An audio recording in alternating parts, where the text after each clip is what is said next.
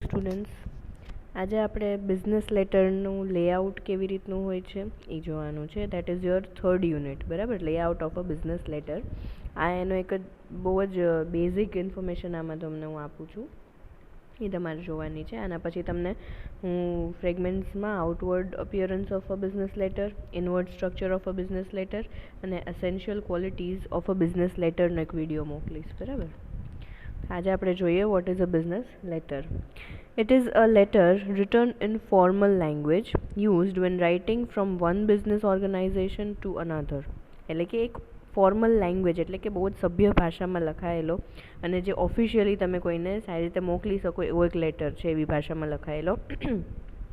Used when writing from one business organization to another or for correspondence between such organizations and their customers, clients and other external parties. એટલે કે એક business organisation છે તો એ કોઈ બીજા business ઓર્ગેનાઇઝેશનને કંઈક letter મોકલે છે, અથવા તો વાતચીત માટે જુદા જુદા ઓર્ગેનાઇઝેશન છે એ એમના કસ્ટમર સાથે વાત કરે, એમના ક્લાયન્ટ સાથે વાત કરે, અથવા તો કોઈ બીજી એક્સટર્નલ પાર્ટી એટલે કે એમના ઓર્ગેનાઇઝેશનની અંદરની સિવાયની કોઈ પણ જગ્યાએ એમને કોઈ લેટર કે કંઈ લખવાનું તો એ બિઝનેસ લેટરમાં આવશે. બરાબર, કે જેમાં એ લોકો બધું ઓફિશિયલી એમને ઇન્ફોર્મ કરતા હોય, જાણકારીને બધું આપતા કરતા હોય.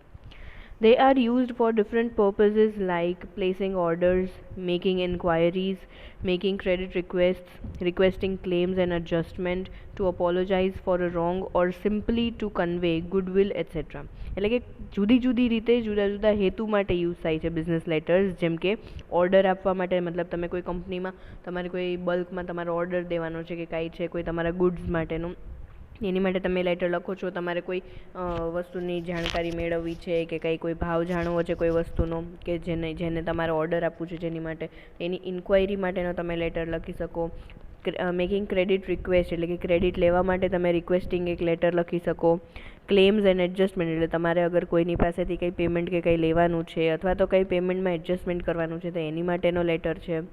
પછી ટુ અપોલોજાઇઝ ફોર અ રોંગ એટલે કે કંઈ તમારાથી ભૂલ કે કંઈ થઈ ગયું હોય તો એની માટે તમે એમને માફી માંગતું હોય એવો કોઈ પત્ર લખો છો. ઓર સિમ્પલી ટુ કન્વે ગુડવિલ એટલે કે તમે કેટલા સદ્ધર છો, મતલબ તમારું જે ઓર્ગેનાઇઝેશન છે એ કેટલું વ્યવસ્થિત છે એ આખું એમને જણાવવા માટે થઈને તમે જે લેટર્સ લખો છો. આટલા જુદા જુદા હેતુ માટે થઈને તમે બિઝનેસ લેટર્સ લખી શકો છો. ઠીક છે. Even today they are very useful because it produces a permanent record. They are confidential, formal and delivers persuasive, well considered messages. એટલે કે આજની તકે પણ જે આ બિઝનેસ લેટર્સ છે એ ખૂબ જ અગત્યના છે અને ખૂબ જ શું કહેવાય એફિશિયન્ટ પણ છે, યુઝફુલ વધારે છે. શું કામે? કારણ કે એ એક પરમનન્ટ રેકોર્ડ છે એ બનાવે છે, બહુ જ કોન્ફિડેન્શિયલ એટલે કે એની જે સિક્રેસી હોય છે એ જળવાઈ રહે છે. Formal and delivers persuasive well considered messages, જે એની અંદરના જે મેસેજીસ હોય છે એ કોઈ પણ જે તે વ્યક્તિએ ન લખ્યું હોય કે જે તે ભાષામાં ન લખાયેલો હોય, બહુ જ વ્યવસ્થિત હોય છે. બરાબર. Style of the letter depends on the relationship between the concern parties. એટલે કે તમારું એક બિઝનેસ ઓર્ગેનાઇઝેશન છે અને તમારા ફ્રેન્ડનું છે, તો તમારી બે વચ્ચેનું કેવી રીતના રિલેશનશિપ છે એ રીતના તમારા બિઝનેસ લેટર્સ ડિપેન્ડ કરે છે એની ઉપર. બરાબર.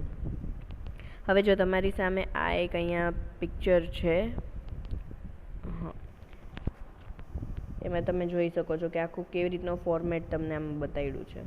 બરાબર, બિઝનેસ લેટર માટેનું, કે તમે પેજની ચારેય બાજુથી 1.5 ઇંચનું માર્જિન જે છે એ તમારે ખાલી મૂકવાનું છે. શું કામ? તો કારણ કે આ તમારું માર્જિન સેટ થાય સરખી રીતે, જે લેટર છે એ બહુ વ્યવસ્થિત લાગે, વેલ સ્ટ્રક્ચર્ડ લાગે.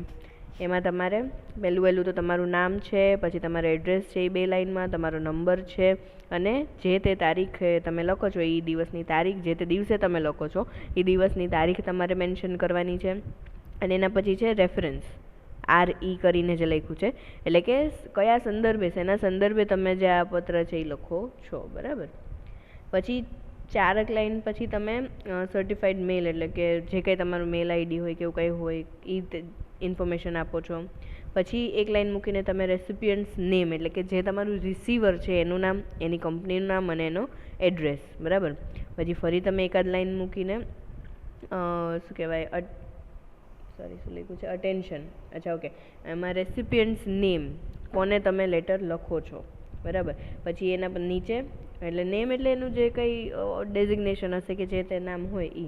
પછી નીચે ડિયર અને એટલે કે રિસ્પેક્ટેડ ડિયર કે ઓનરેબલ કે જે તે તમારે લખવાનું હોય એ તમે લખો છો, રિસ્પેક્ટેડ સર ને એવી રીતના ડિયર મેમ કે એવું કંઈ.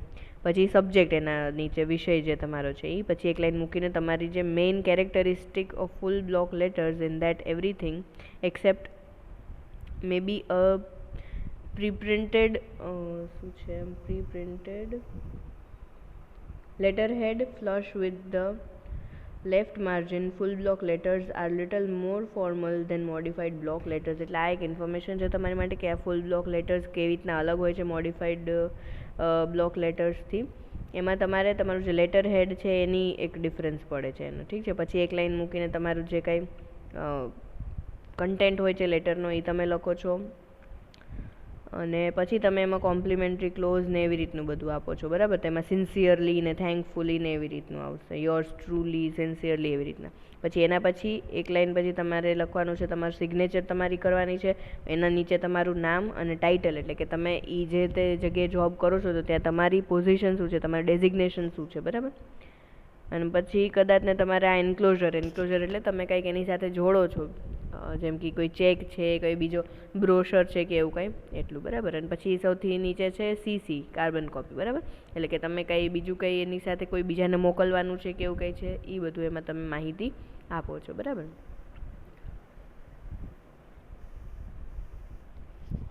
એના પછી છે આપણે પહેલું સમજવાનું છે લેટર હેડ.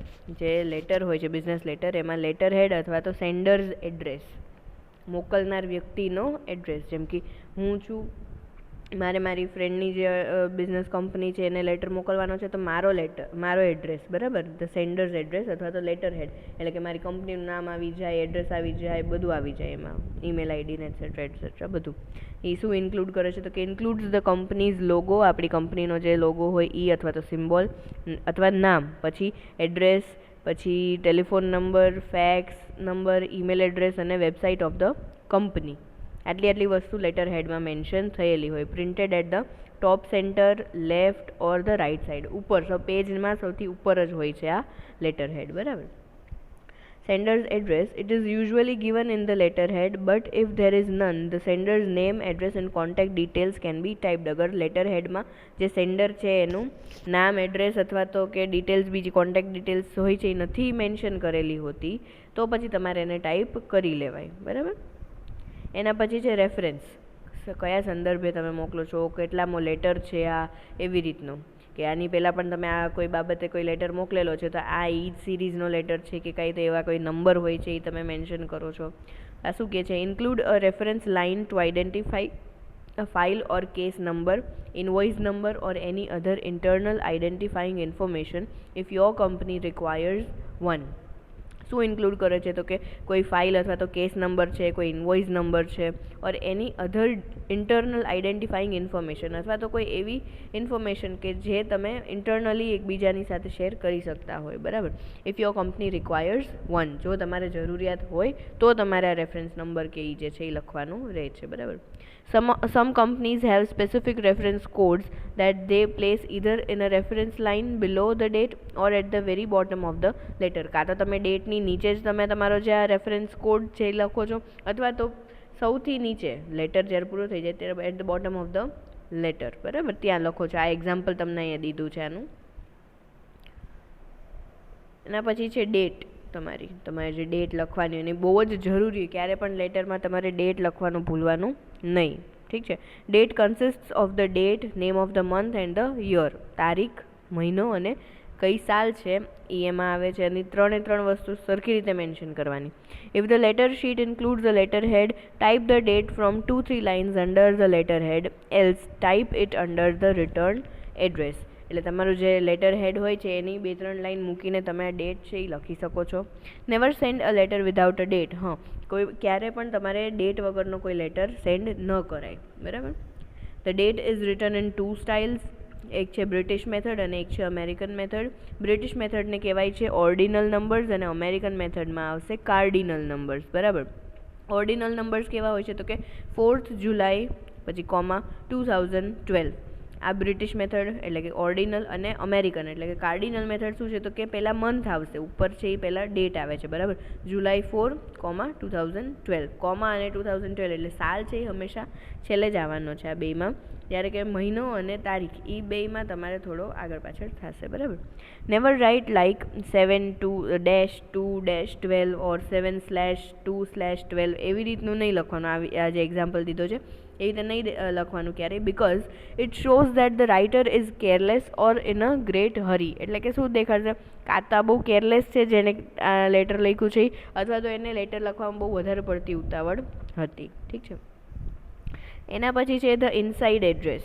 ઇનસાઇડ એડ્રેસ એટલે કે તમે કોને મોકલો છો letter. includes the name and address of the firm or the individual to whom the letter is written. કોને આ લેટર લખવામાં આવ્યો છે એની ડિટેલ્સ, એનું નામ, એડ્રેસ ને એવી રીતનું એ બધું લખવામાં આવે છે. Return on the left side ઉપર જ હંમેશા રહેશે. બિસાઇડ ધ માર્જિનની બાજુમાં, 2 spaces below the date line, બરાબર. Use courtesy titles before names of the receiver such as Mr, Mrs, Shri, Srimati, Miss, Messrs, doctor, professor, captain, major, colonel, general etcetera.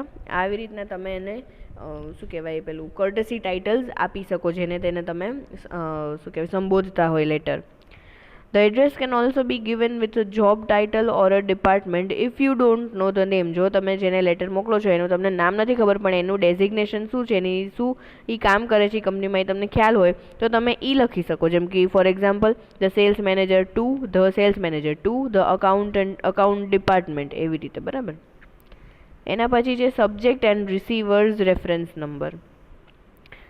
એટલે તમે જે letter લખો છો, બરાબર, એનો પણ કોઈ નંબર પેલો હશે એ તમારે મેન્શન કરવાનું, બરાબર, કે કઈ તારીખનો કે આની પહેલાંનો આવો કોઈ બાબતે લેટર લખાયેલો છે કે કેમ કે એવું કાંઈ. Subject is used so that the reader immediately knows what your letter is about. Subject શું કામે લખવામાં આવતું હોય તો કે જે રીડર હશે તમારા લેટરનો એને તરત જ ખબર પડી જશે કે લેટર છે એ શેના વિશે છે. યુઝ સબ્જેક્ટ એટલે કે વિષયની જગ્યાએ સબ્જેક્ટ અથવા તો RE એટલે રેફરન્સ, એવી રીતે તમે લખી શકો. Subject usually comes between salutation and the body. Salutation એટલે રિસ્પેક્ટેડ સર, અને જે તમારું બોડી હોય એટલે કે જ્યાંથી તમે લેટર તમારું સ્ટાર્ટ કરો છો, body, letter of the body start કરો છો, એની વચ્ચે તમારું સબ્જેક્ટ જે છે એ આવી જાય છે, બરાબર. The receiver's references, that is the receiver's previous letter number is mentioned under the heading surface. એટલે કે આની પહેલાનો જે લેટર મોકલ્યો તો એ લેટરનો નંબર એક હોય સ્પેસિફાઈડ, એ નંબર પણ મેન્શન થયો હોય છે. This will enable the receiver to easily take out a copy of his own letter from his files and understand the matter in the reply. એટલે કે કદાચ ને એ લિંક જોડવા માટે થઈને એની પહેલાનો જે લેટર હશે એ પણ એને કાઢશે, અને એમાંથી એની જે કોપી એની પાસે છે એ કાઢીને એ આખું મેટર જે છે એ સરખી રીતે સમજી શકે અને પછી રિપ્લાય સારી રીતે કરી શકે.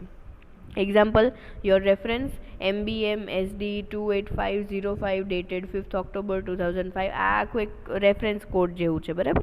એટલે આવી રીતે કે આ તારીખે તમને જે મોકલવામાં આવ્યો તો લેટર એને તમે રેફર કરો, બરાબર. એના પછી છે સેલ્યુટેશન. એટલે શું તો કે અહીંયા એક્ઝામ્પલ્સ પણ ઘણા આપેલા છે કે તમે જેને લેટર લખો છો એને તમે થોડું એક ટાઇટલ આપો છો, બરાબર. It is a compliment or greeting, એટલે તમે કોમ્પ્લિમેન્ટ આપો છો અથવા ગ્રીટિંગ કરો છો. Return beside the left hand margin, એટલે કે લેફ્ટ સાઈડ ઉપર જ લખાયેલો છે. 2 spaces below the inside address, તમારો જેને તમે મોકલો છો લેટર એનો એડ્રેસ ને બધું લખાઈ જાય એની નીચે લખવાનું હોય છે. And 2 lines above the body of the letter, જ્યાંથી તમારો લેટર શરૂ થાય છે એની 2 લાઇન ઉપર, બરાબર. It is followed by a comma or a colon, એટલે કે તમે રિસ્પેક્ટેડ સર પછી કોમા અથવા તો કોલન કરવાનું ક્યારેય ભૂલવાનું નહીં. Salutation depends on the gender type number or the social status of the person addressed, બરાબર. સેલ્યુટેશન કેના ઉપર ડિપેન્ડ કરે છે તો કે જેન્ડર શું છે, મેલ છે, ફિમેલ છે કે ત્રીજું કોઈ જેન્ડર છે, કે પછી ટાઈપ કેવું છે એનું, પછી નંબર છે અથવા social status of the person address, બરાબર. એ રીતે તો આમાં એક્ઝામ્પલ દીધા છે. Dear sir, dear madam, dear Amit Das, dear mister John, dear Nancy, dear sales manager, dear customer, dear ladies and gentlemen, respected sir, બરાબર. આવી રીતે તમે સેલ્યુટેશન જે છે એ આપી શકો છો. પછી આવે છે બોડી. તો શું આવું જોઈએ લેટર બોડીમાં તો કે begins with 2 spaces below the salutation, એટલે સેલ્યુટેશન લખાઈ જાય એના પછીની જે આપણે શરૂઆત કરીએ તો ત્યાંથી તો 2 સ્પેસ છોડીને તમારું જે બોડી ઓફ ધ લેટર છે એ શરૂ થાય. Contains the message or the information to be communicated, જે તે તમારે મેસેજ પહોંચાડવાનો છે કે જે કાંઈ ઇન્ફોર્મેશન તમારે આપવાની છે એ એમાં આવશે. Most important, lengthiest, prominent part, written in correct, appealing and impressive style. બરાબર, written in correct, appealing and impressive style, એટલે કે સૌથી ઇમ્પોર્ટન્ટ પાર્ટ છે, સૌથી લેન્ધીએસ્ટ એટલે કે સૌથી એમાં બધું વધારે લખાયેલું હોય છે. અને prominent part, written in correct, appealing and impressive style, એટલે કે બહુ સારી રીતે લખાયેલું હોય છે, બહુ કરેક્ટ, આમાં ભૂલ ક્યાંય નથી હોતી. ડિવાઇડેડ નોર્મલી ઇન્ટુ 3 પાર્ટ્સ, આમ તો એના 3 પાર્ટમાં તમે ડિવાઈડ કરી શકો લેટર બોડીને. ઇન્ટ્રોડક્ટરી પેરેગ્રાફ કે તમે એમાં જે શરૂઆતનો પેરેગ્રાફ હોય છે એ, પછી મિડલ પેરેગ્રાફ કે જેમાં તમે તમારું મોસ્ટલી બધું કન્ટેન્ટ છે એ સમજાવી દો છો, અને ક્લોઝિંગ પેરેગ્રાફ એટલે કે તમે એની પાસેથી સારા જવાબની આશા રાખો છો ને અંતે એવી રીતનું બધું એમાં હોય છે. બરાબર. ડબલ સ્પેસ બિટવીન પેરેગ્રાફ્સ, તમારા જે પેરેગ્રાફ્સ છે એમાં તમે ડબલ સ્પેસ મૂકવી પડે છે. If letter exceeds 1 page, repeat the recipient's name, date, reference or the subject line and put page number. બરાબર, જો તમારો લેટર છે એ 1 પેજ કરતાં વધે છે તો તમારે જે રિસીવર છે કે મેળવનારનું જે નામ છે, એ દિવસની તારીખ છે, રેફરન્સ અથવા તો જે સબ્જેક્ટ લાઇન છે એ અને પેજ નંબર લખવાનું ભૂલવાનું નહીં, જો 1 કરતાં વધારે તમારા લેટરમાં પેજ થતા હોય તો. Continue your letter 3 lines below the heading. બરાબર, જે હેડિંગ તમારી હોય છે એનાથી 3 લાઇન પછીથી તમારે તમારું લેટર જે છે એ શરૂ કરવાનું. એના પછી છે કોમ્પ્લિમેન્ટરી ક્લોઝ. કોમ્પ્લિમેન્ટરી ક્લોઝ એટલે શું? તો કે it is return 2 spaces below the last line of the body. બરાબર, 2 spaces below the last line of the body, કે તમે જે કંઈ છેલ્લું તમે લખો છો hoping for your favourable response કે એવું કંઈ, એના પછી નીચેની લાઇનમાં 2 સ્પેસ છોડીને તમે એમાં કોમ્પ્લિમેન્ટરી ક્લોઝ લખો છો. જેમ કે it is a polite way of saying good bye, તો તમે કઈ રીતે લખી શકો? જેમ કે સિન્સિયરલી યોર્સ ને ફેથફુલી યોર્સ ને રીતના. બરાબર. It depends on the tone and degree of formality, આપણા ટોન અને આપણી જે ડિગ્રી છે કે આપણે કેટલું ફોર્મલ રહી શકીએ છીએ, ફોર્મેલિટી કરી શકીએ એમની સાથે એની ઉપર ડિપેન્ડ કરે છે. બરાબર, ફોર્મલમાં કેવી રીતના respectfully yours, sincerely yours, faithfully, આવું તમે ફોર્મલ લેટરમાં લખી શકો. ઇનફોર્મલમાં તમે cordially yours, warm regards, best wishes એવું પણ લખી શકો. બરાબર. એના પછી છે the signature and the designation. બરાબર, તમારી જે સિગ્નેચર છે અને તમારું જે ડેઝિગ્નેશન છે એ તમારે બહુ ધ્યાનથી એમાં મૂકવાનું હોય છે તમારા લેટરમાં. શું કહે છે? તો કે return double space below the complimentary close, તમારું જે કોમ્પ્લિમેન્ટરી ક્લોઝ પતી જાય છે યોર્સ ફેથફુલી વાળું, એના પછીની લાઇનમાં 2 સ્પેસ મૂકીને first comes signature, sign your first and last name. બરાબર. સેકન્ડ લાઇનમાં શું આવશે? તો કે ટાઈપ રિટર્ન નેમ. પછી થર્ડ લાઇનમાં બિઝનેસ ટાઇટલ, જે તમારું ટાઇટલ છે એ. પછી the signature acts as proof. બરાબર, શું કામ? તમે સિગ્નેચર કરો છો એ પ્રૂફ છે કે આ લેટર તમે જ મોકલ્યું છે. કદાચ ને કંઈ ઇશ્યુ કે કંઈ હશે તો તમને કોન્ટેક્ટ કરવામાં આવશે, અથવા તો કોઈ બીજી વસ્તુ થાય છે કે કોઈ વસ્તુની જિમ્મેદારી લેવાની તો તમને એમાં જિમ્મેદાર ઠેરવવામાં આવે, જેમ કે તમે આ વસ્તુ લખી છે તો આની તમારે જવાબદારી લેવાની છે. બરાબર. એના પછી છે એન્ક્લોઝર્સ. એન્ક્લોઝર શું છે? તો કે this line tells the reader to look in the envelope for more, એટલે કે એન્વેલપમાં તમારે લેટર જ નથી, લેટર સિવાયનું પણ બીજું કંઈ છે, એટલા માટે તમારે કદાચને તમે એક લેટર લખો છો એની સાથે તમારે ચેક મોકલવાનો હોય છે તમારે પેમેન્ટનો, તો એ પણ તમે એની સાથે સાથે મૂકી દો છો, તો તમારે એન્ક્લોઝર કરીને આ લોકોને લેટરમાં મેન્શન કરી દેવાનું. બરાબર, કે બિલો ધ સિગ્નેચર બ્લોક તમારી સાઇન થઈ જાય છે ને એની પછી એન્ક્લોઝર લખવાનું, એટલે ચેક 231 ફોર $500 એવી રીતે કરીને તમે એમાં લખી શકો એન્ક્લોઝરમાં. If you don't enclose anything, skip it. જો તમે કાંઈ તમારે મોકલવાનું ન હોય સાથે તો તમારે કાંઈ એન્ક્લોઝર કે કાંઈ લખવાની જરૂર રહેતી નથી. પછી છે રેફરન્સ ઇનિશિયલ્સ. બરાબર, એ શું કહે છે? તો કે if someone else has composed typed the letter for you, it is common for them to indicate so with titles. Typically, it is your initials in the upper case followed by the other initials in the lower case. એટલે જેણે તેને આ type કર્યો છે letter કે જેણે compose કર્યું છે એનું તમારે ઇનિશિયલ્સ મેન્શન કરવાના હોય. બરાબર. પછી છે કોપી નોટેશન. કોપી નોટેશન શું છે? તો કે when other people are to receive a copy of the same letter, their names are noted either by the ranks or by alphabetically. બરાબર, આ જે લેટર હું મોકલું છું તમને, કોઈ એક પર્ટિક્યુલર લેટર મોકલું છું, એ લેટર તમારા સિવાય આટલા લોકો, જેમ કે 3 બીજા લોકો છે એને પહોંચાડવાના હોય, એમાં હું એમનું નામ પણ લખું છું રેન્ક પ્રમાણે અથવા alphabetically. Written just below the reference initials or the enclosure whichever is last. એટલે કે રેફરન્સ ઇનિશિયલ છે અથવા તો કે તમારું એન્ક્લોઝર છે એના પછી લખેલું હોય છે. Type CC before the names if sending a carbon copy to and PC for photocopy to. બરાબર, એટલે કે તમારે CC કરીને અથવા PC કરીને લખી નાખવાનું છે જો તમે કાર્બન કોપી અથવા તો ફોટોકોપી મોકલો છો, તો કે જે તે વ્યક્તિને મોકલવાનું હોય એ વ્યક્તિના નામ લખવાનું, એની ઉપર તમારે CC લખી દેવાનું હોય. બરાબર, એમાં એક્ઝામ્પલ છે CC જેમ બ્લુ જેનિફર લ્યુએ. બરાબર,